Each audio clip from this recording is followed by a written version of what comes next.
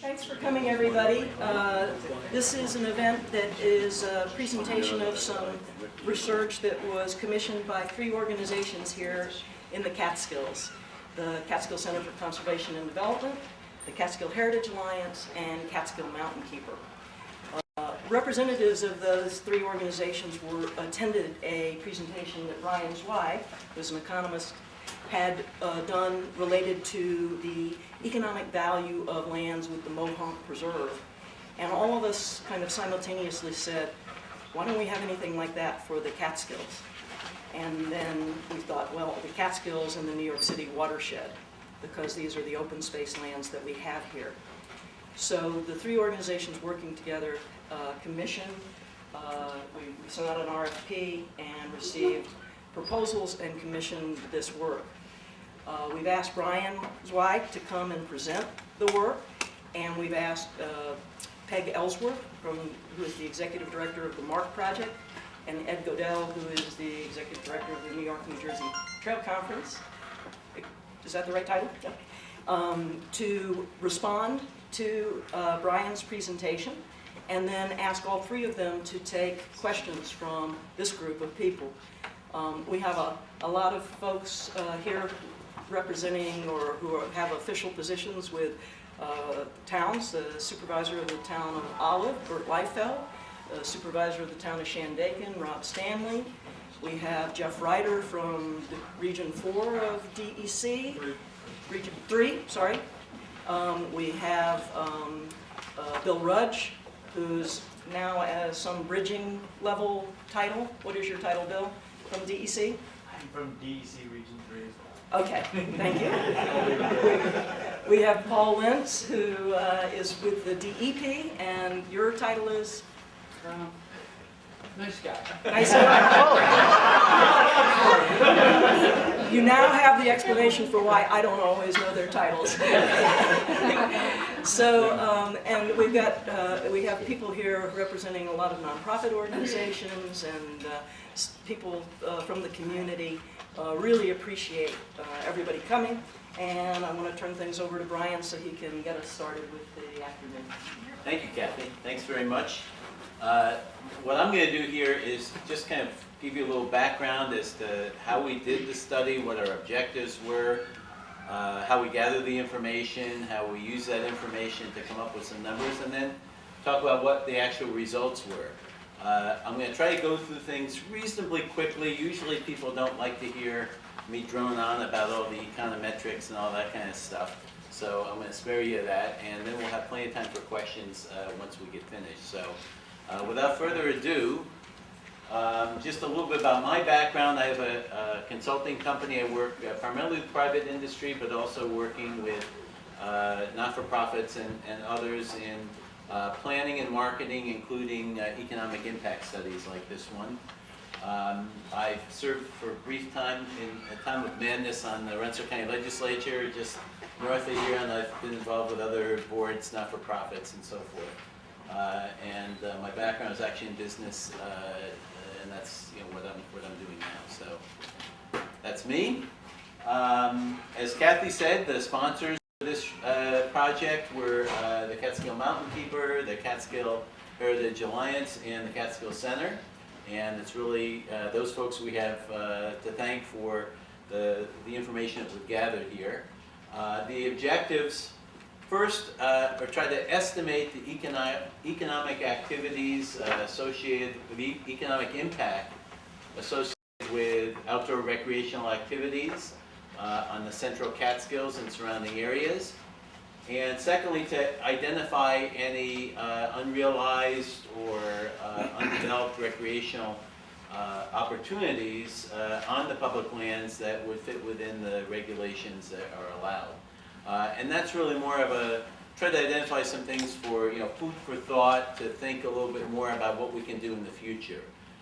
So that's the objectives that we started the research with. Just to give a little background, you're probably generally familiar certainly with the Catskills area. The Catskill area that we looked at here was the protected areas of the watershed and the Catskill Park. And As you can see in the picture, there's some overlap there. There's some areas that are in both the watershed and the park. There's some that are only in the watershed and some only in the park. The combined area is about 1.2 million acres. So it's a large geographic area. It includes Ulster, Greene, Delaware, Sullivan counties, and a little tiny bit of Schoharie as well.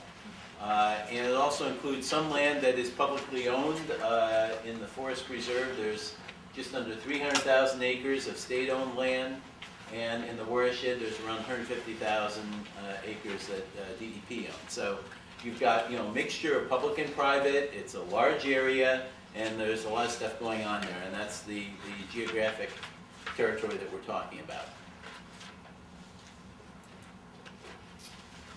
Now, I've mentioned economic impact. Economic impact we're measuring in terms of dollar impact and also number of jobs supported. This is a methodology that's often used in the private sector when you're talking about large projects. They're coming to a community. Decision makers want to have some sense of, okay, if this comes here, what's the benefit going to be? And typically they're looking at the dollars that it's going to bring to the community and the number of jobs it's going to bring to the community. And that's true in the private sector. It's also true for not-for-profit activities or things like natural resources. We can use those same measurements to try to make a judgment as to what the value of those activities are, even if they're not necessarily a business activity like what we're talking about here, recreational activities. And it still has the advantage of looking at investments and the benefits to the region, and so that's why we're trying to apply that to the particular situation we have here with the recreational activities, which are very significant. We can say that qualitatively, but what we're trying to do is put some numbers attached to those activities so that we can compare them to other things that have an economic impact on the community. Now, when we talk about economic impact, we're not talking, there's certain things that are not included in that. So we're talking about things, as I said, the dollar impact and the jobs. That doesn't take into account things like the public health benefits of clean air and clean water and stormwater mitigation and things of that nature. We're not measuring that. Those are still benefits, but we're not putting a dollar amount on that. And that there are models that try to do that, but that's even more complicated than what we're trying to do here today. So I only say that because regardless of what kind of numbers we come up with and can estimate with respect to economic impact and jobs, there are other benefits of natural resources that are beyond that, which different people can have different opinions of, obviously. So, for example, the biggest one you hear about in this area is by virtue of protecting the clean water in the Catskills, you're providing a source of drinking water for New York City that does not require a filtration plant, so there's a cost avoidance there that's a very significant dollar amount, which again is not part of the study we're talking about here today, but it's still a significant thing, and certainly from the standpoint of New York City, that goes into their decision making. But again, not part of our report here today. So how do we estimate economic impact? Well, there are different models that are developed by researchers and economists. And what they try to do is measure the economic benefits from park operations. So, for example, we have folks here from DEC and DEP that have operations here. They have employees here. They're spending money in the community. There's an economic impact associated with that. We also have tourists coming from outside the area or spending money from inside the area, residents of the area. They're spending money doing these activities. That has an impact, and the businesses that support all that provide an economic impact on the area. So if somebody comes, visits from outside the area, and they have dinner in a restaurant, they stay in a hotel, they're bringing their money here, they're spending it in the community, and that has a positive impact on the area that we're talking about. And so we're trying to figure out a way to measure that is really what we're trying to do. So there are what's called economic models that are developed to try to do that based on certain inputs, and they can use those inputs to formulate what the dollar amounts and the job impact of those activities are. So those activities include things, different effects in terms of what the benefit is from that spending. It includes direct effects. So if somebody comes and buys lunch at the diner, there's a direct effect of them spending their money on that lunch in that diner. There's also secondary or multiplier effects, which means the diner has to now buy some tomatoes from a local farmer. The farmer gets a benefit from selling the tomatoes to the diner so that the diner can provide the lunch to the tourist. In addition, there's people that are hired by the diner to cook the meal and to serve the guests. Those folks get paid. That money is circulated in the community, and the wait staff or the cook is spending money at the local retail stores and so forth. That has a benefit. So we've got some direct effects of the tourists coming and spending money, and then we've got some indirect effects or secondary effects of that money being then recirculated in the community. So the challenge is here to try to figure out how all that works and estimate what the total effect of that is. Okay, so that's where we have all these complicated models that look to do that. And what we're trying to measure is what's called the value added. Okay, so in other words, the amount of money that stays in the community.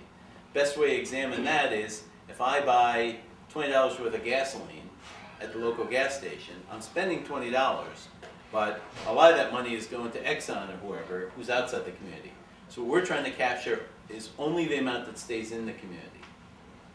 So again, what the models do for us is try to figure all that in and say, okay, for the average gas station, if I spend $20, $15 goes to Exxon, $5 stays with the guy who owns the gas station.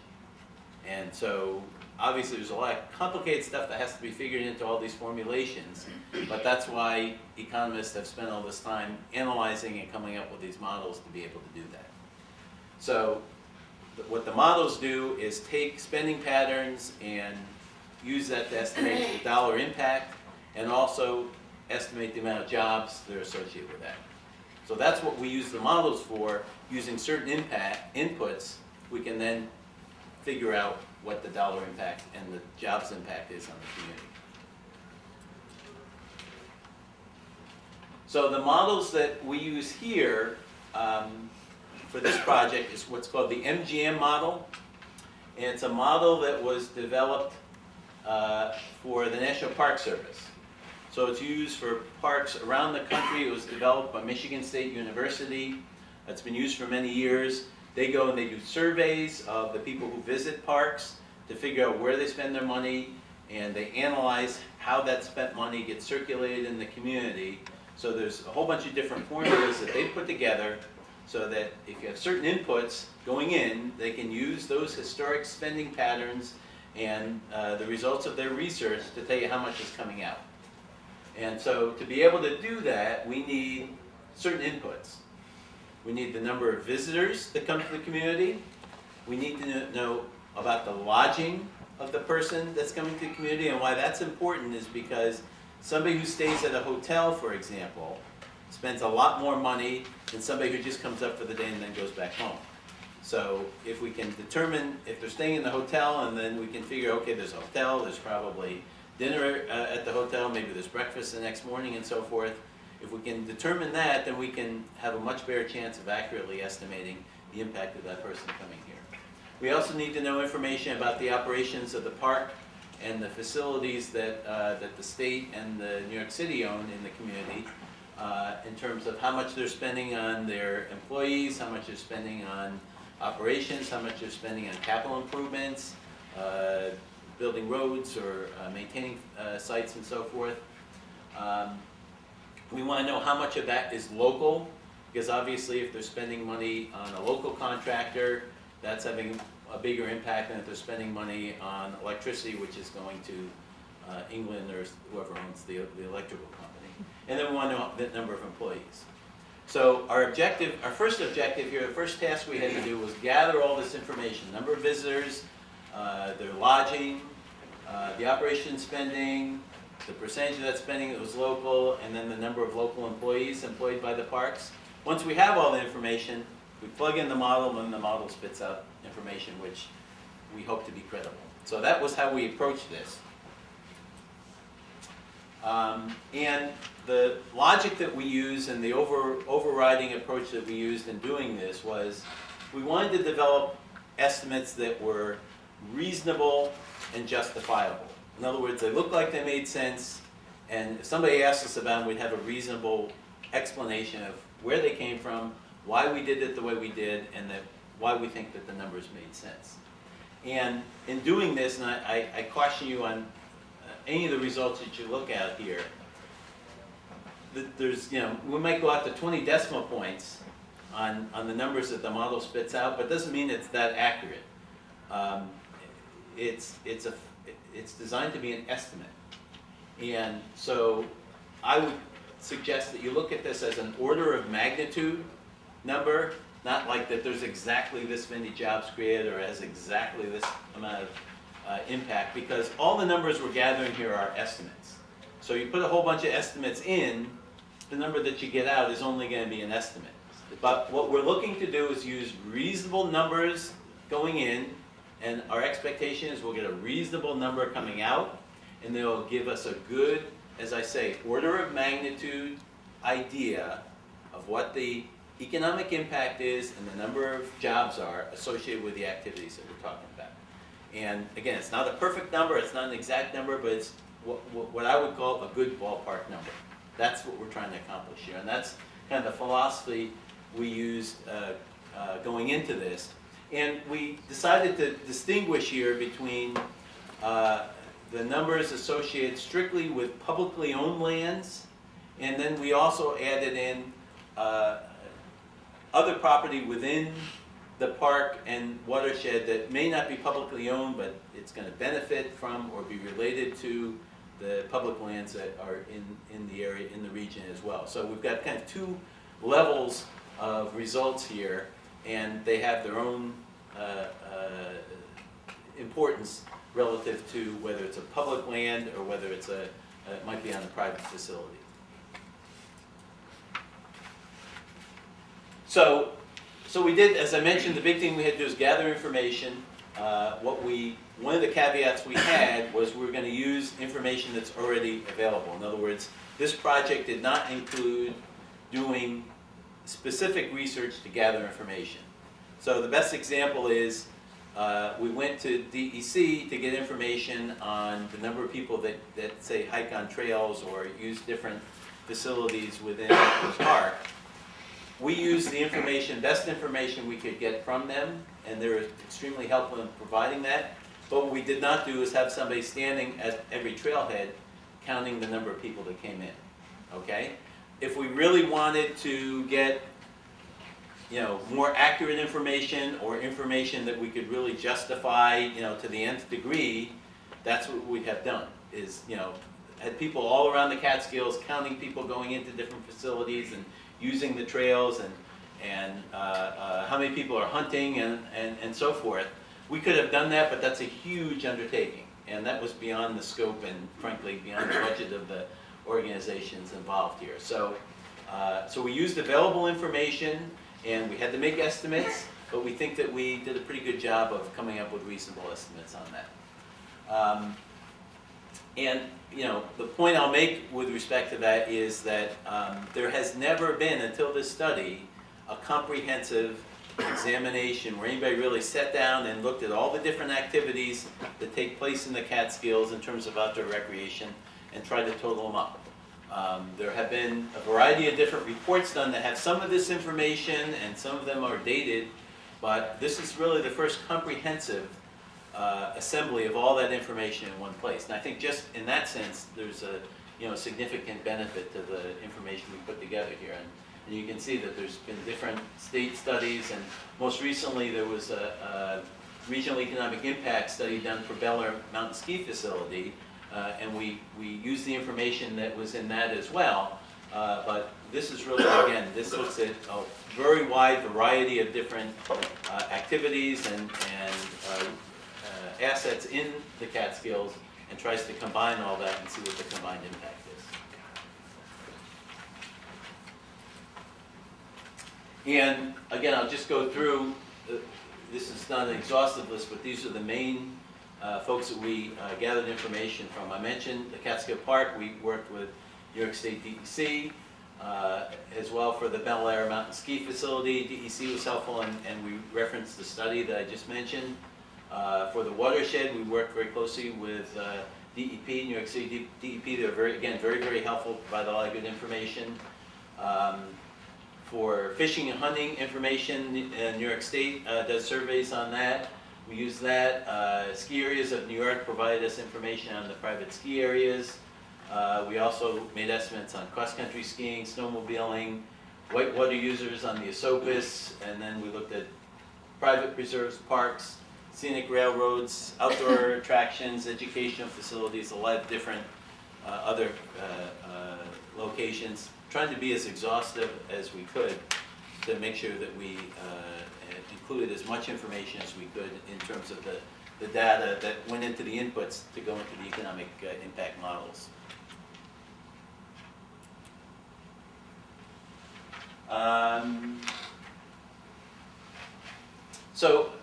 And we also, as I mentioned, we gathered information from DEP and DEC as far as the operations that they have in the Catskills, getting information on their spending, the percentage of that spending that's local, the number of employees they have. Unfortunately, what we learned there is that although we have a particular defined geographic area that we're interested in, that didn't happen to correspond with any of the management delineations they had in the way they track their spending. So we did our best working with DEC and DEP to try to use the available information to translate that into that spending and those employees that worked in the Catskill area. We did the best we could there, but I think we recognized that it was really just a ballpark, very rough estimate. And so that's a major caveat with the information that the results that we got for that aspect of the research. Similarly, we did have information on Bel Air Ski Resort, again from the 2012 study, but even for that, they had to make some assumptions using kind of some industry averages to estimate spending. So, that report also faced some of the same challenges in trying to really nail down how much spending in the community, how much of it was local, how many employees, and so forth. So for the operational aspect of this, as you'll see in the results, I think we have a certain amount of, we're kind of reserved in our comments with respect to those results. So, and again, we'll talk about that as we get into the results. So once we pulled all the information together, we did kind of a sanity check. We looked at it, we showed it to other people who we thought might have some good sense of whether it made sense. Again, we broke out the public and the public plus private lands. And we then looked at, in particular, the ski areas, because the ski areas, that's where there's a lot of spending. Skiers spend a lot more money than hikers, for example. And we had some pretty good information from the New York State Ski Areas Association to know what their average, the average spending is of skiers that come to the Catskills. So then we broke out the numbers with the skiers and without the skiers. And then in particular, we compared the information we had for the different folks to other studies that had been done. And we found that that using the models that we had and the information that we gathered, that the spending levels that we were showing with the information we gathered seemed to be consistent with other studies of comparable areas. So there's been some work. New York State Parks does surveys of their visitors and estimates the amount of spending per person. Similarly, there's been studies in the Mohawks region to look at spending patterns. So we compared to a bunch of those things. And bottom line is, seems like the numbers we came up with are reasonable. They're not way off from what Other studies have shown they're kind of in the ballpark, so we feel like we have a pretty exhaustive collection in terms of the number of visitors. We feel like the average spending per visitor is pretty reasonable. So theoretically, we plug all this information into a model that's been used many times across the country. We should get a fairly credible answer when we're done. So we felt pretty good about that, and then we got the conclusions that our estimates for visitor numbers and spending were reasonable and justifiable. I used those terms before. We felt that they were reasonable and justifiable. We felt that the estimates for the operation spending, as I mentioned, where I used the word speculative. In other words, we're not so sure about that. And again, at the end of the day, we came up with the first comprehensive estimate of outdoor recreational visitors in the Catskills and the economic impact of those folks. So here's the numbers. First, looking at just the protected and public lands in the Catskills, we estimated about 1.7 million visitors annually. The economic impact was about $46 million and supporting just under 1,000 jobs. Okay? Those are, to me, pretty large numbers.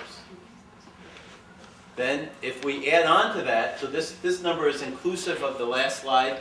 Now we have like primarily the private ski areas in addition to what we just saw in the previous slide. So that number now goes up to from 1.7 million to about 2.5 million visitors. The economic impact goes up very significantly to about $115 million. And job supported go up to about 2,400. Okay, again, I think very significant numbers in terms of what's going on here in the Catskills. Then finally, and again, this is where I am a little bit, if somebody really wanted to beat me up on this, I'd probably say, uncle pretty quick. We estimate about $62 million worth of economic impact and 1,500 jobs supported by the operations of DEC and DEP in the Catskills. My own sense is that we probably underestimated that just because we really couldn't capture a lot of the information, but I think my point would be on this is a starting point, and I think I feel very confident in saying it's a big number, but I don't know how accurate that number is, but it's not a small number in terms of the impact of, if you look at all the spending that DEC and DEP do in the Catskills, it is significant, and maybe for future reference we could look to figure out how we could track some of that information a little bit better and get a handle on maybe a number we'd have a little bit more confidence in, but in any event, it's a big number. So then, as I mentioned, the second goal of our study was to look at potential unrealized or undeveloped opportunities. And this was really just kind of, again, a food for thought kind of thing. And it's really looking at the dollar impact of different activities as we did the research and comparing it to some of the stuff that's already going on, some feedback from the different organizations. And we throw this out for people to look at and for further discussion, really. This is not meant to be, this is definitely things that should happen, and here's the priority order that we're going to do it. It's rather, hey, there's a big impact of recreational activities in the Catskills. Here's recognizing that, here's some things you might want to talk about and think about doing to further take advantage of all these people that are coming up here and how we might bring more people up here or give them more things to do or just generate more benefit to the community as a result of maybe making some investments and some decisions related to these ideas. So there are some things that are already kind of in discussion, including the Route 28 scenic byway, the potential expansion of trails networks in the area.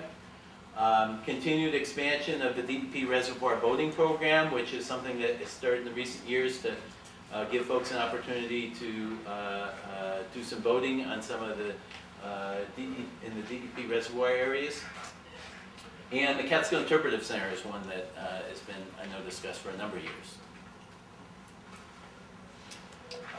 Another thing, obviously, again, I do a lot of consulting with businesses. One of the things that you can do if you want to encourage more customers or sell more stuff to your existing customers is do more marketing.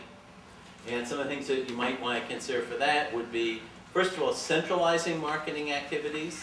One of the challenges is you've got 4 counties and they each have kind of their own economic development groups and infrastructures and so forth. If you could do more to centralize that and come up with a consistent marketing message and maybe some economies of scale from doing things together, that probably would be beneficial. I realize, that the political aspects of that sometimes can be complicated, but there's probably an advantage to trying to do that if you can. Another one, which I think oftentimes gets overlooked, is international visitors. This fall I did a hike in the Catskills, and I was amazed how many folks from China were hiking.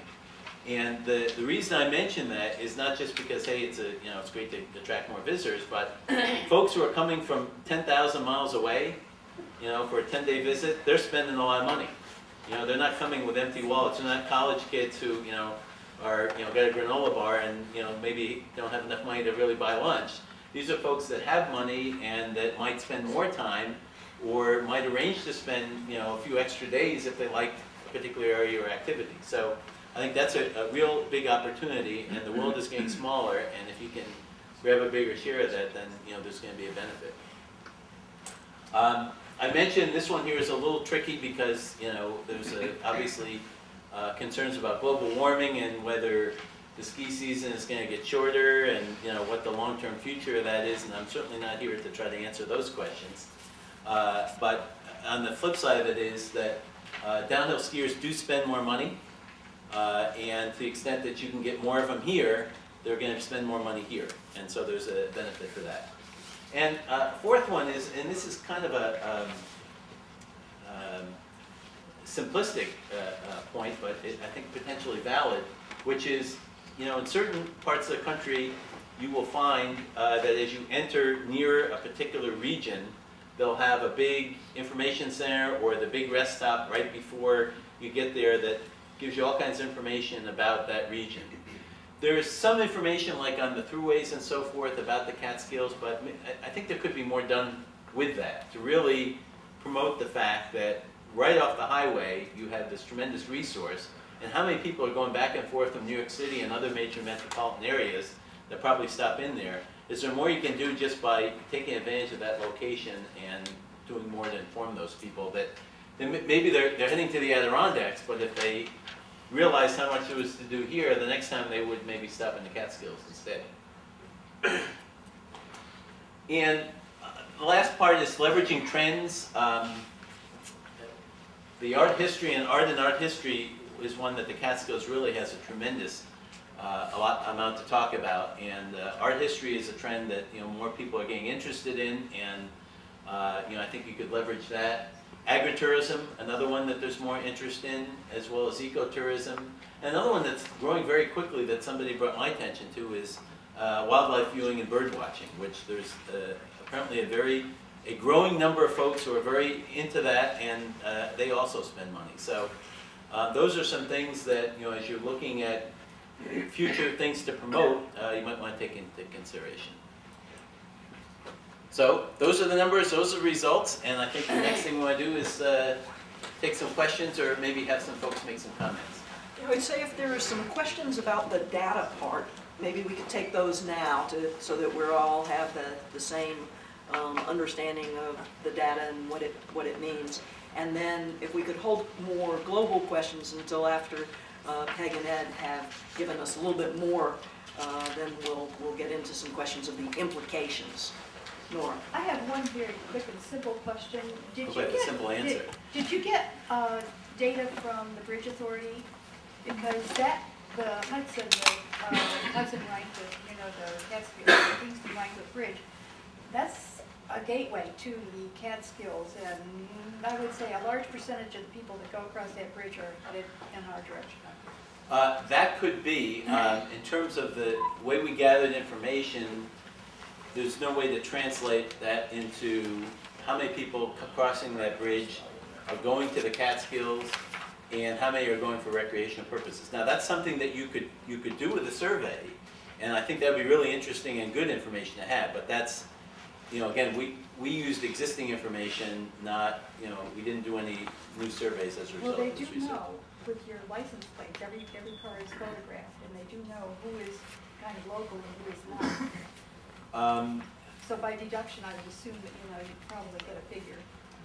In the other direction. I think there's a research project there to be had, but we didn't, I don't know that we know enough to be able to use that information as it currently exists. Yes? Within the economic impact numbers, the total number, did you ever make any estimates within that of per person spending? Yes. And that's in the report, and I'm gonna, just have to pull that up so I don't misquote myself. Yeah, the $36 sounds right, thank you. So we have total, so for example, of the 1.7 million visitors to the public lands, total spending was $62.4 million. And if you do the math, I think it does come out to 36 per person. Yes? Hi, I have, first of all, about the tolls, the toll is collected going east. So, That's true. I've just over that the bridge. car would be recognized going away as opposed to entering. And then you have the Rip Van Winkle up in Catskill also, that bridge too, going on to 23. But I have a question about your table here where you quote the Ashokan Field campus with 400 hotel stays, I assume 6,700 attendants. And I'm just wondering, is that like night stays or a person staying a week, or how do you figure under a hotel? Because it seems like when they do their fiddle and dance week, Right? New Year's, they have a couple hundred people. And then every week during the summer, they have a couple hundred people. Well, So- in a perfect world, we know. Plus the school groups. We'd be able to survey all those folks and know exactly how many of them stayed, where they stayed, and how long they stayed. We did it a lot more simply than that. To be conservative, what we did was we were able to get a ballpark estimate of how many folks visit annually. And then we said, let's assume, to be conservative, and this was based on comparisons to other surveys and other research that's been done, we assume 5% for most activities, 5% of the people stay in a hotel. Well, I think you lost a lot right there at the Ashokan Field. Well, and that may very well be. And again, as I said, in the absence of knowing exactly what the number is, and again, we dealt with a wide variety of different activities, from hiking to hunters, and the 5% number may be too low for that particular group, but somebody might argue, well, hikers, more than 95% of them are local, or less than 5% of them stay in hotels. So what we tried to do was have folks say, you know what, your numbers are too conservative. I would rather have folks say, I think you're being a little bit too conservative there. And if that's the case, then the numbers are higher than what we're saying. And I don't think anybody's going to complain if people want to walk out of this room saying, whatever these numbers are, they're actually, the impact is bigger than what you guys are saying. I think, what we're trying to do is show that there's a significant impact. And, maybe you're right. Maybe it's actually more than what we're estimating in some cases. Yes? No, the lady behind the gentleman just asked a question. I think it's a wonderful start, but it really should be looked at as a framework for enriching with real data. For example, do you assume that that there's a factor of impact on restaurants and hotels? Yes. Do you assume that the hotels and restaurants are there in place for people to spend the money, or are you waiting for them to be built and this would be the return on investment? We're assuming that the hotels in the four-county area are impacted by the folks who are coming to the area for recreational activities. Now, it's possible that if you had more hotels, then maybe people would be more likely to stay and not go home, or stay in the four counties as opposed to maybe staying in Albany or something. So, those are a whole bunch of good questions, which, are a little bit, again, beyond what we try to analyze here. But you were talking about the number of hotel rooms that are available for them to... Well, we did look at the number of hotel rooms, we did look at the number of campsites available, and use that to kind of see if our estimates kind of made sense. But again, we didn't really get into an analysis of you know, what the impact was on occupancy rate, or whether the numbers would be better if there were more hotel rooms. I mean, those are kind of good questions, but again, beyond what we're looking at here, we're looking at more. I think stuff. we're starting to get into implications, and that's good, because we want this study to generate ideas about what needs to be done next. But I think to really enrich that conversation a little bit, it would be helpful at this point to hear from, I think, first Ed Goodell with the New York, New Jersey Trail Conference, and then following Ed from Peg Ellsworth with the MARC project. So we get their thoughts out on the table as well, and then bring them in and let them participate in answering some of these questions. Thanks. Okay, thank you. Really pleased to be up here because I was really pleased to see the project done, and the Catskill Center, the Mountain Keeper, and the Alliance. I really appreciate that you did this. This is something that I've thought needed to be done for a long time, and I also appreciate that you didn't ask me to help support it. So thanks very much for getting a pass on that one. You got the next one. Yeah. Yeah, not yet. So, no, but seriously, you can quibble about the numbers, and obviously this was, there are a lot of estimations and assumptions, and the study states them all. You know, I have problems with the 5% in hotels. I actually know that hikers, it's much higher, that actually stay here. So, you know, there are things like that, and doing trail surveys would be a great thing to do. We'd love to partner with DEC in that. But the main thing here is that outdoor recreation is a huge, kind of little-known giant in the economy. I have another study here that looks at the U.S. economy, and they report that outdoor recreation, and that includes all of these things, you know, maybe, no, not sports, I don't think, but anyway, it's $650 billion a year just in direct impact, just in consumer spending on outdoor recreation in the entire United States. And they suggest that the added value, which you also, is more like 0.6 trillion. These are big numbers. And, you know, one could accuse me of having a slight chip on my shoulder working for a trail organization, but, you know, I've felt underappreciated, not personally, but the outdoor recreation economy for a long time. And I think, you know, getting that message to the decision makers and the people who allocate funds, and, you know, also to the private sector who can capitalize on them, is really important. And it's important, you know, it's important for protecting the environment, even though some people might feel that there's a conflict there. So, so I think this is exactly the kind of study we need. We need to do more of them.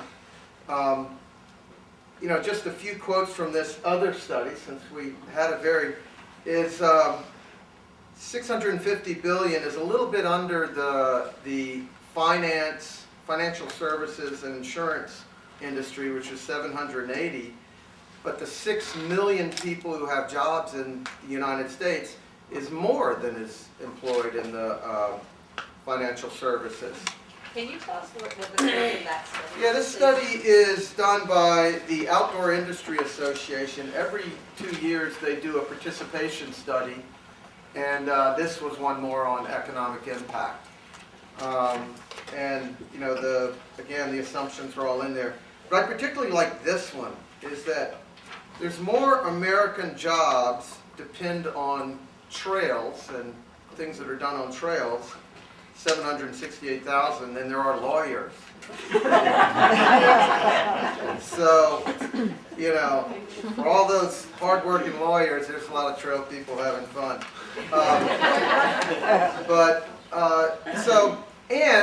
let's don't forget that these revenues, this consumer spending brings in tax revenues too. And they're quoting $40 billion in taxes nationally and another $40 billion in state and local taxes, which, you know, go back into improving the Catskills and our government partners here. So, the economy is a big deal. This is a very important issue. This is you know, a preliminary study, a good study. I like, you know, the way things turned out. The numbers, as Brian said, are just order of magnitude. Just, they're big. That's the main thing to know. And the question, of course, Catskills, and for those of us who work in it and are involved here in the outdoor recreation economy, can we do better for the people who want to live and recreate here in the Catskills? And, you know, I think some of these suggestions, you know, are good ones. You know, I look at expand the trail networks, and I can report that we've been, my organization and the Catskill Center has been working with DEP and DEC to, you know, to create a seamless network of trails between the two land holdings rather than, you know, have them separated. And it's often times that there are DEP lands that we had a trail on it, we could get to DEC lands easier. And, you know, so that people can get from the village to the mountaintop quicker, easier, more fun, come back, memorable, want to do it again. I'd also like to, no, the centralized marketing. I think that's very, very important. And of course, you know, a lot of things are fractured about the Catskills, but there's no reason that that needs to be. And for those who are doing this sort of thing, just this year there was $3 million in the I Love New York tourism marketing grant program, and you know, that's a good program. We've been working with it a little bit. Like one of the things we're doing, we produce maps for the Catskills and around the area, and we're looking at the possibility of inserting, you know, a list of businesses, restaurants, those kinds of things that support the outdoor recreation economy into those maps, are on our website where we have trail hikes described and that type of thing. And there's a lot, I think there's a lot that can be done in those areas. The gateway, that's really important. And even just signage within the park. You know, there's a trailhead here or that type of thing to make people aware of where to go.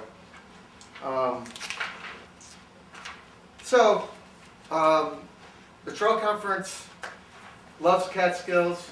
We've made a bigger commitment here with a full-time staff person over the last several years. And you know, these are some of the ideas that we'd like to be a part of with the people who live and work here in the Catskills. Peg Ellsworth from the Mark Project. Oh, yeah, you'll stay and you can all take Can we turn off questions. that light? I think so. Jonathan? Either I'm going to sit in it or she's going to stand in it. Thank you. Thank you for having me here. I just want to take a moment to recognize these faces around the room that have been working on outdoor recreation projects for the better part of a decade or more. And there are new projects in the making, there are new studies in the making, and now it's time to look to the next step, which is an action plan. I read this over and it caused me to resurrect the 2008 Delaware County Tourism Assessment Plan that was done, and to let you know that the Economic Development Project study that Dan Stolzenberg has been working on, the draft is about ready to be released for that, and to look at what Velga does over in Stanford and what Carol O'Byrne and Aaron's been doing with the stream access program, and the fact that the reservoir is open. It's great news, and this is great baseline data from which to work and to which we can all dovetail into the next step, which is going to be the action plan that hopefully we'll be able to put some money in place to talk about the strategies like collaborative marketing for outdoor recreation that crosses county borders, that crosses municipal borders, that crosses regional economic development borders. Everyone get your passports out, because it's time to work together. There's a few things that I think the 5% was very, very, very conservative. And one of the things that's close to my heart that I don't think was recognized here are municipal parks and the connection to the trail systems from our municipal parks. The region that the MARC project serves, every town has a municipal park. And just outside that town, there's a trail to be had. And, you know, when I look at the ones close to my heart, it's Kirkside Park in Roxbury can connect to the Catskill Scenic Trail or to Woodchuck Lodge for that matter. So there's means in which you wrap outdoor recreation into the other opportunities like history and culture and things like that. And I'm not, I think that that information is there and to be had.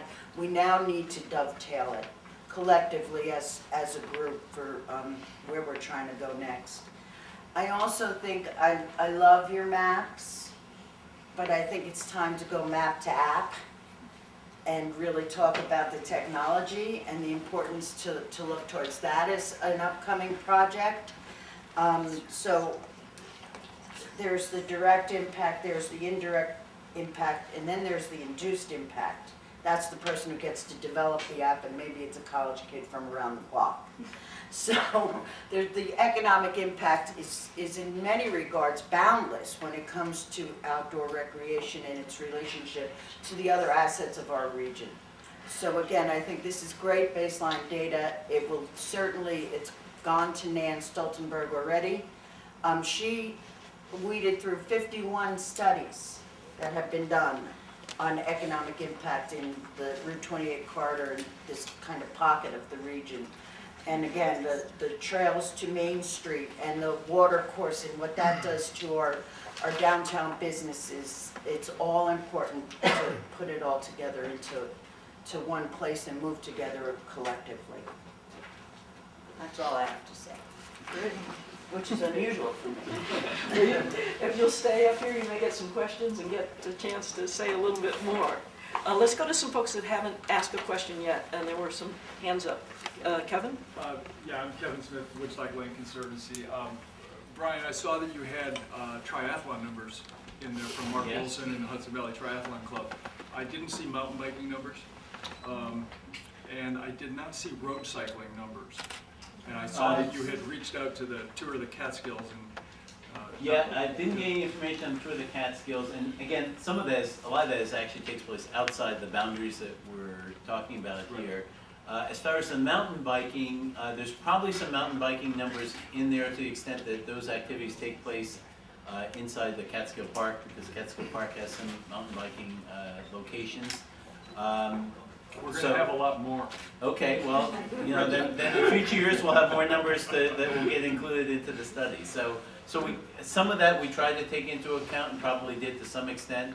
And again, you know, the limitations here is that, you know, it's based on what numbers we're able to verify and identify, and we recognize in some cases we, you know, either weren't able to or the numbers just don't exist. Well, I don't want to, it's fantastic.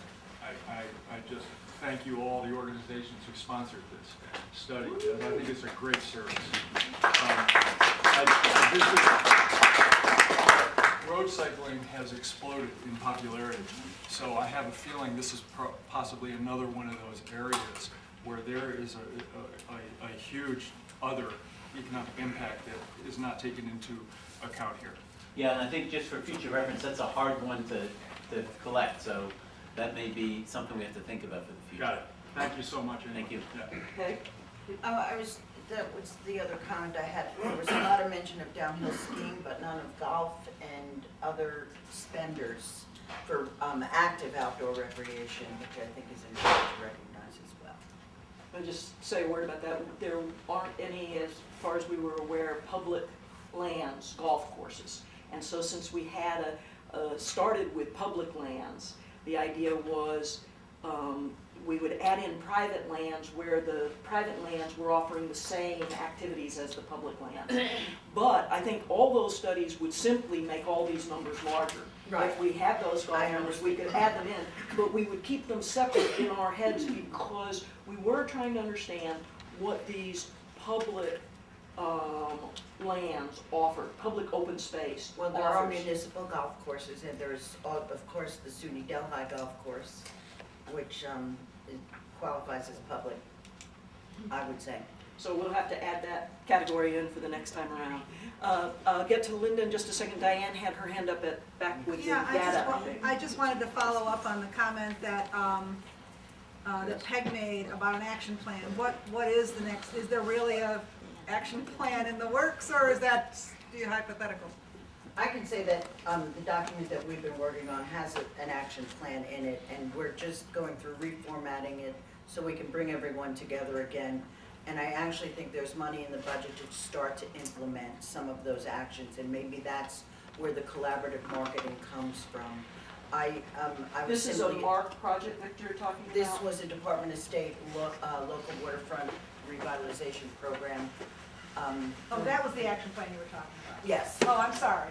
But guess this I certainly confused plays a role in that, just Okay. as Carol's work and all of that. But as far as this, I've just been asked Okay. to be Can I here. comment on that? Yeah, please, Alan White is the executive director of the Catskill Center.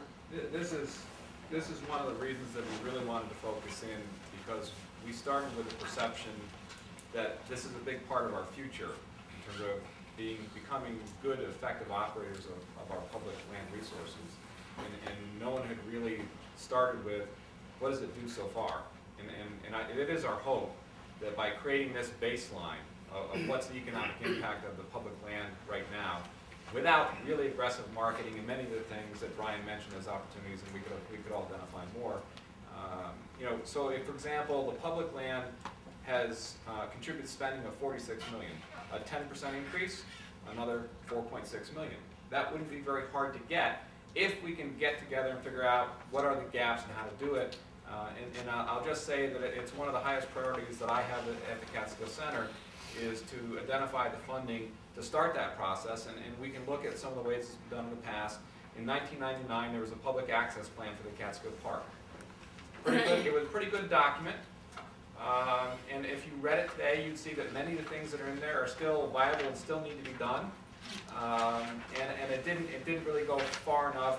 And the thing that we have now is we have a complexity. We have state forest preserve, state forest land, but we also have an increasing amount of city land. And so the integration of that is more complicated. I think it's time to do that again, and we're hoping to use the consolidated funding application process to secure the funding to do a comprehensive recreational plan for the Catskills, for the public land in the Catskills.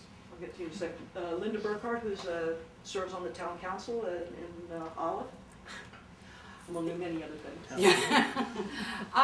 Your comment about maps to apps is a good comment, but the problem with the area is there are so many gaps in telecommunication coverage. Is there any pressure put to bear on the telecommunication industries from the MARC project, from the different projects to get us more Yes. wired, or unwired as the case may be? I think there's pressure not only from organizations, but from the business community. I think that it goes all the way to the governor's office when it comes to pressures to get better broadband access, better cell service. It still comes down to the provider. And the squeaky wheel, I feel, will get the grease, so let's not be quiet about it. And again, that's something we do collectively. Strength comes in numbers. Did you look at in your study direct costs and opportunity costs? Direct cost being purchase of land acquisition programs on taxpayers. Also the amount of jobs are all taxpayer-related jobs, a lot in the state, city, those are all tax-related jobs, not for a sink. And also the opportunity cost, meaning the other land use that was given up in order to have that state land, such as farming, forestry, some kind of industry. This place is doing really well when we had a lot of working farms and stuff, much better. So did you look at the alternative uses and the opportunity costs? That's a more complicated question than a yes/no answer can give you. So let me give you kind of a perspective on that. The purpose here, those are great questions, and I think that's where ultimately in the public discourse you want to go. But what we're doing here is looking at just the benefits and the economic benefits in particular associated with the public lands primarily. Okay, so we know that side of the ledger. At least now if you want to have discussions about do you want to invest more in that, or are there other investments we want to make, then you have something to start with as far as a position in terms of how much benefit you're getting from the existing resources used as they are now. So you're asking a really good question, and this information is really more of a tool in trying to answer that question, but it is not, it's necessary, but it's not sufficient. There are a lot of other pieces of information you need. So for example, you mentioned farms, and one of the things that I talked about was agritourism.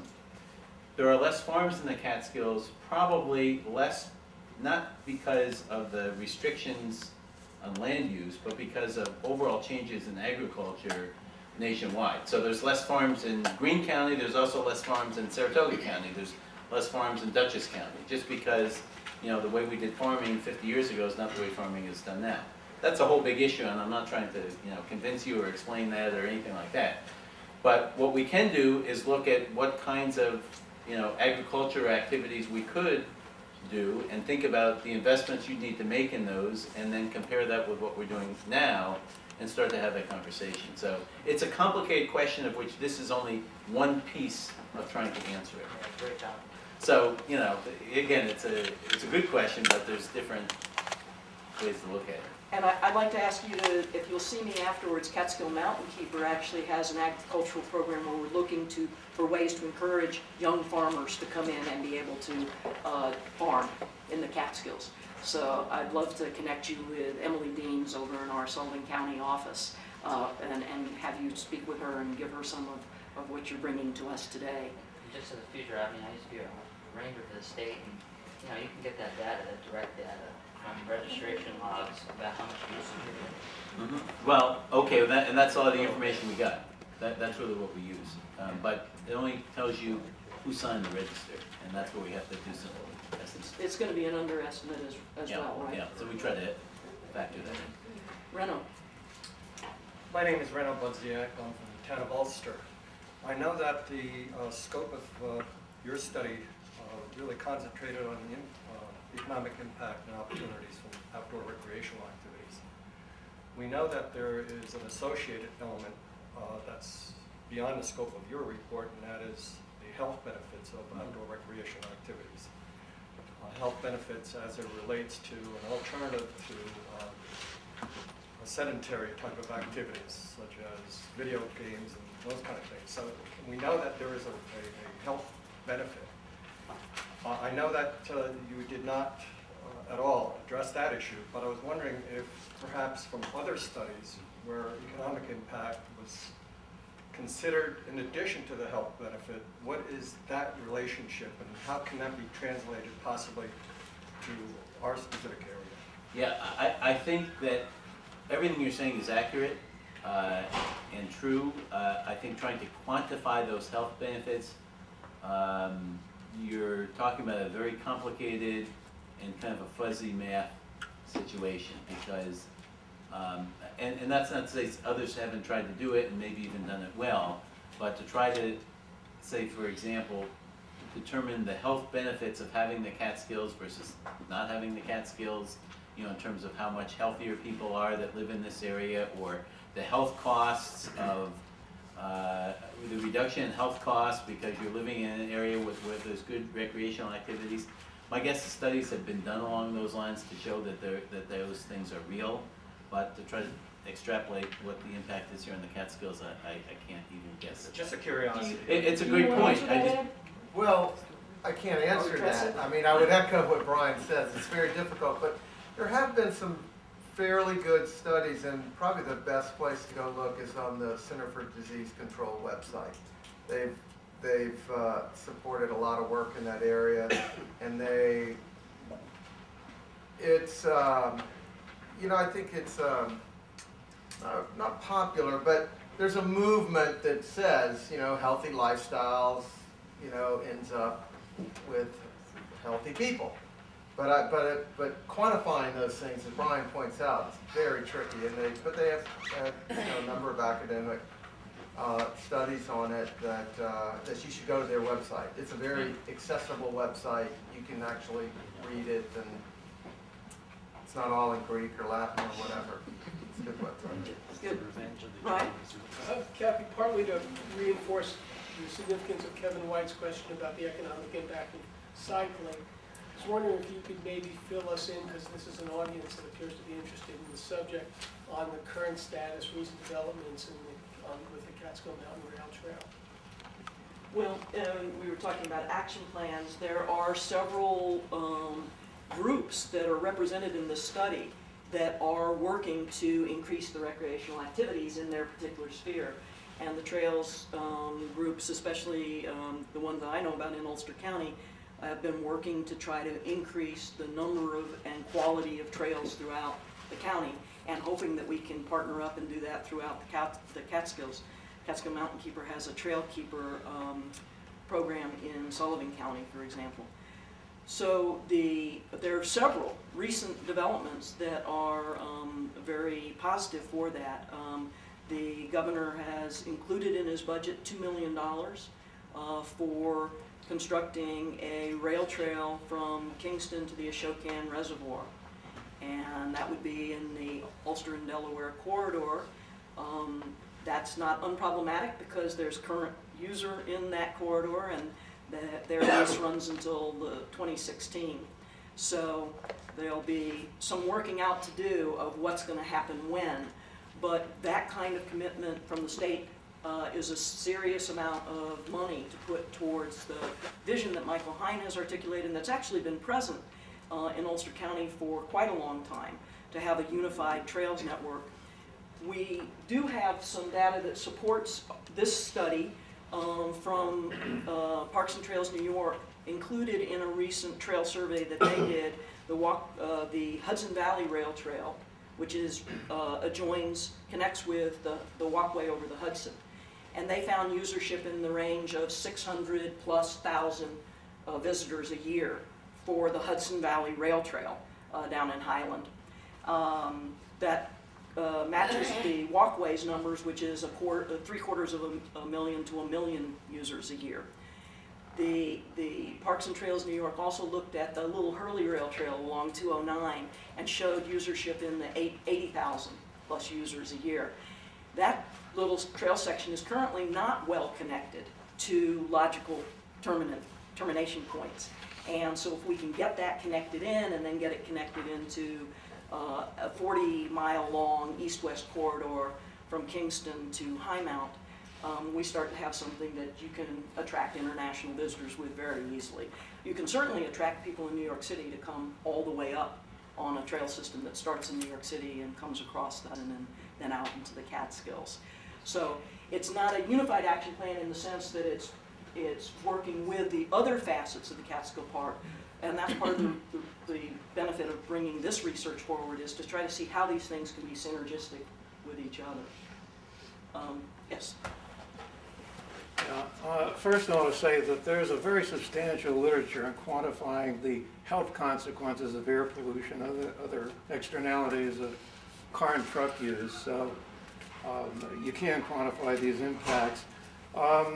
You've said nothing about the impact of hydrofracking on recreational development.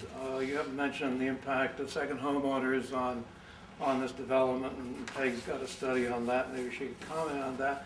But I really want to return to something Carolyn Conheim raised earlier, and that's about hotel rooms and dealing with the not second homeowners, but people visiting the area. Your data shows that roughly half of the hotel rooms annually are occupied by people who are skiing or using those facilities. And if you look at the data, you'll find that for Hunter Wyndham, about 30% of the people who ski there actually stay overnight and use hotel rooms, compared to just 10% for Bel Air. You haven't mentioned anything about the Bel Air Resort as in unrealized opportunities, and perhaps some of you could comment about that and the benefits that that might bring to this area. Could I just interject, because I know you're going to, I'm not going to comment on that, but I had one other question related. I didn't see breakfast mentioned in the report, did I? Is that? Well, bed and breakfast is a lodging, So it's so considered it'd be a hotel? Yeah. Okay, that would be, it's Yeah. in those numbers, sorry. I just want to clarify that. Yeah. I mean, I guess you said a lot of things are not included as part of the study. I would say you're right, they were not included as part of the study. So, you know, I'll talk about Bel Air. There are plans to do that.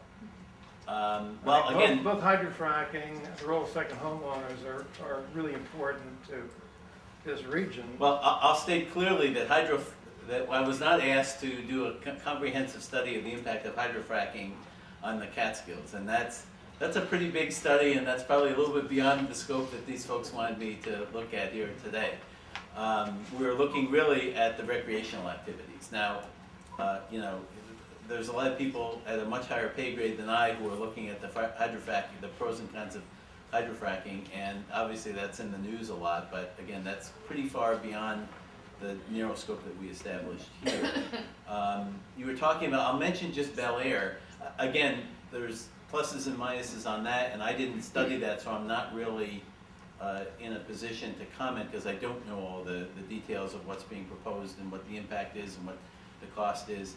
I'll say generally that Bel Air is a positive resource to the community in the sense that it does create economic impact in terms of the value of skiers and folks coming to the area. It's an important asset. It should be treated as such, and whatever decisions are made, you know, should take that into account. Well, I think your data, though, But just a emphasizes. second, please. Let's let Peg respond, because you did ask her a direct question. I think that there's a couple of things that we need to recognize here. This is a baseline estimate of impact of outdoor recreation. Both the second homeowners play a role in that, as do the full-time residents. And to fracture that would probably not be to anyone's benefit. But as far as the impact, the economic impact of outdoor recreation, this has done what it set out to do. It provides the baseline data. In reference to recognizing opportunities, I personally believe that the resort is an opportunity for economic development, but there are people who do not feel the same way as I do. At the end of the day, it's really not about outdoor recreation, it's about where those people will stay. And that's more of the regional economic impact, and perhaps part of the next phase. It's certainly included in the project that we're working on. And excuse me, I apologize, because I know you want to ask a follow-up. I just want to add one point relative to your question. Specifically noted in the survey is that we don't take into account second homeowners, and that's because the models that we use, that's just not part of the analysis that those models do. So, you know, to some extent, that's, you could argue, a kind of a blind spot for And again, I want to revisit the reason for this. This is baseline data. You know, this is not meant to answer all of those questions in one report, because it would be thicker than this. I just wanted to emphasize that your data does show that 30% of the folks who ski or do other recreational things at Hunter Wyndham are staying overnight, versus 10% for Bel Air, perhaps because we don't have enough space for them. But it does emphasize the need for additional development if we're going to improve the Route 28 corridor. Let me just, I can address a little bit of that, just because I don't want to leave a misimpression here. Those numbers are generally correct, but they're both assumptions. And in one case, we have some pretty good survey data from New York State. The other case, for Bel Air, we used the number that was done by another survey. And the logic there is part of the logic. And again, I think it would be incorrect to assume too much from those numbers because they're both kind of ballpark estimates, the 30% and the 10%. Part of the assumption was that certain areas attract more local folks and people who are more price conscious, and certain areas attract folks who are maybe a little less coming from farther distance and spending a little bit more money. So, for example, something like Catskill, which is a much smaller area, we assume 5% folks staying in hotels. Bel Air, which is a public facility, a little bit lower price than Hunter and Wyndham, we assume 10%, and Hunter and Wyndham, I think it was, I want to say it was 26, it might have been 30, but I want to say it was 26. So there might be different reasons for those differences. Some of it may be availability of lodging, some of it may be just the folks that we're attracting, whether locals or whether people with a little bit deeper pockets. So your points are well taken, but I just don't want to overstate what's stated in the report. That's helpful. There are several planning studies for the region which suggest that a hotel on the scale of about 125 to 150 beds would be a very positive feature for this region going forward. And so those studies are complementary to this outside of what we were trying to do. Any other questions? Yeah, thanks for waiting, Robert. Good. Thank you. Was this the 52nd or the 53rd study? You had mentioned a study. I think it's the 52nd. And yours will be the 53rd. No, mine's 51st. Well, you said there have been 51 Robert, studies. I'm not going to go I just back want to and make the look point, about when I started on the Yeah. collaborative, the Central Catskills Collaborative 3 years ago, I told Peter Manning I didn't want to spend 3 years adding an inch to the foot-long stack. So I appreciate that this is just 1/8 of an inch. That's the first thing. Now, the second thing is, what I don't want to listen to is a plan for action. I don't want to hear about a study about what a plan for action should encompass. I want to see actions taken. So do I. And on the list of unrealized or undeveloped opportunities previously identified, the #1 priority is the Route 28 Catskills, Central Catskills, which is the Catskill Mountain Scenic Byway, which has been more than discussed.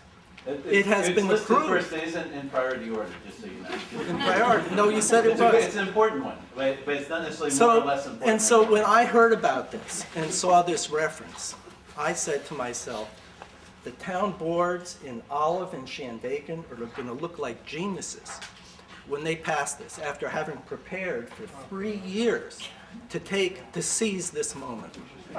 And that moment may not come for a couple of months, and I've been told not to push, but #1 priority, you know how far that gets with me. Okay, people that know. The other thing, the interpretive center, the Catskill Interpretive Center, has been more than discussed for 27 years, and we have some good news that we're breaking ground. But also, now, I kind of started stirring this pot when I thought that we should rent a vacant commercial space and have a visitor center, the Gateway. And I think the Gateway on the Thruway is fine, but we've got probably 20 opportunities to pick a place here, and there's a former mobile station at the peak of the road in West Hurley before you go down the hill to the Stewarts that has been vacant. They've taken the pumps out, and you get the first view of the mountains, and it would be such a bargain. I put a proposal, $80,000 for a year, including staff and rent and utilities and computers, to actually have a visitor center for people, and they even have a bathroom there. So, you know, we're talking about breaking ground. It was 2013. Now we're saying maybe 2014. I started working on this 3 years ago. Other people have been working on this for close to 30 years. So, again, I applaud this. And I look forward to witnessing action within the next 12 months. Well, I think that's a Thank you. great place to kind of wrap up here. The 3 organizations that funded this study did it because we wanted to take action, and we thought that having a baseline was a good foundation for that action. We hope that all these numbers grow. We are committed to working with the agencies that are here that are providing these amenities to the nonprofits, to the municipalities, and I think that this data can be revisited at some point. All three of the sponsoring organizations are involved in many of these initiatives, as you know, have supported the Scenic Byway Initiative, have supported the Catskill Interpretive Center, and I think that we sort of had a strategy, which was that if anybody said, well, what you should do is to recruit them to help us do that. So you're already working on a lot of these I don't projects think as you well. want any I know. more of me than you've already done. I'm sure we can't take any more of you. We really appreciate everybody coming, and you know, we have this treasure, this gem of all this beautiful land here in the Catskills and in the New York City watershed. It's protected, and it has a value, and we've tried to put a number on that value. It's not the final word at all, but it does give us a little bit of leverage when somebody starts saying we should be doing something else. Anything else we're going to be doing should be at least as beneficial on economic terms, on health terms, and on some of the other intangibles that Brian can't quantify for us. I just, where's Robert? On an ending note in reference to your visitor center, I couldn't agree with you more. I am a huge proponent of recycling buildings, repurposing. I just want to add that there's more than one entrance to the Catskills. So when you speak of that, speak of numerous visitor centers, because you come in through Deposit, you see the mountains, you come down from Albany into Grand Gorge and Roxbury and you see the Catskills. So, you know, we need to, again, start thinking of this collectively and use the multiplier factor for that. Totally Not agree. just about one corridor, it's a destination. But that's no reason not to do anything here. I'm not saying argue that. with the traffic circle, who wants this, who wants None that. of these three people can do that for you today, so let me I just want to make one correction, and that is that the Trail Conference does have an app for all of its maps. And not only that, but we also have a lot of free maps that go on it, including the fire towers in the Catskills. I think the map tab was generally speaking I know, but all of the things I've got that we one do. for We you, gotta and I'm move gonna into send you the brochure. Good. I can't wait, I hope I have to. But I just want to ask really quickly, where is this report available electronically and when? Okay, we did ask people not to circulate it ahead of time because we wanted you all to come here today and make for such a great meeting. The document will be on the websites of the three organizations, and we can also send it to you as a PDF if you would like us to do that. So we want you to have it, we want you to send it to anybody else you think would have been interested that we didn't think of to invite or to get here today. And we invite you to continue your conversations with these three folks for a little while, and then we're going to have to close up and let the meeting hall go to some other uses. So thank you all for coming. Drive safely going home.